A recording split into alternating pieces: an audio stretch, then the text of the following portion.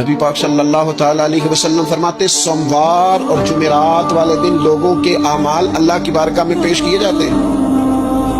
دو مسلمانوں کے دو بھائیوں کے اعمال رب کی بارگاہ میں پیش کیے جاتے ہیں۔ اعمال ہیں، نیک اعمال ہے، نیکی ہے، نماز ہے، روزہ ہے، حج ہے، زکوٰۃ ہے، صدقات ہے، وہ نیک اعمال اللہ کی بارگاہ میں جمعرات اور پیر کو پیش کیے جاتے ہیں۔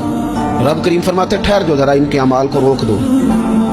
یا اللہ کیوں؟ فرمایا اس لیے کہ ان کے آپس میں نا دلوں میں نفرت ہے، گھٹن ہے، عداوت ہے، ان کو ذرا مہلت دو، یہ پہلے صلح کر لیں پھر ان کے اعمال بھی قبول کر لیں۔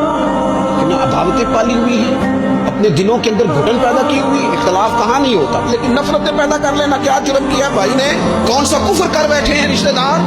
کون سی ایسی بات نکل گئی ہے جو زندگی کے ناطے توڑ کے بیٹھتے ہیں ہم؟ رب کہتا ہے نہیں قبول ہو گیا ابھی اس کے اعمال، روک دو جب تک یہ آپس میں صلح نہ کر لیں۔